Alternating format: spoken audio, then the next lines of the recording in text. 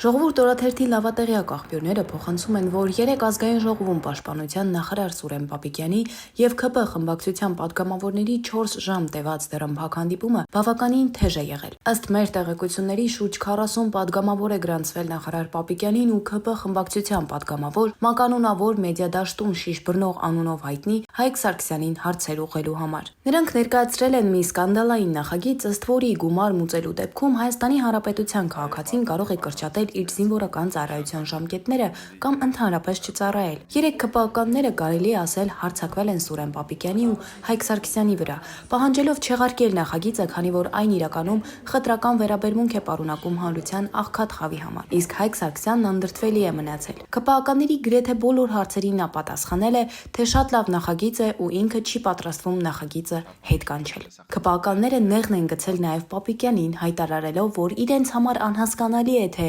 նման անմշակ նախագծին ինչպես կարող էին հավանություն տալ պաշտպանության նախարարությունում։ Իհարկե, Պապիկյանն ու Սարգսյանը բացատրել են, որ եթե գումար վճարեն, իրենք այդ պարագայում վճարողներին կվերցնեն որպես պայմանագրային զինծառայողներ ու արդեն հավասարություն կլինի, բայց ՔՊ-ականները պնդել են, որ սոցիալական անարդարություն է լինելու։ Ժողովուրդ օրաթերթը տեղեկացավ, որ 4 ժամ տևողությամբ փակ քննարկումն էլ արդյունք չի տվել։ Եթե նախագիծն առանց փոփոխության բերվի, ՔՊ-ն պատրաստվում է դեմ քվեարկել դրան։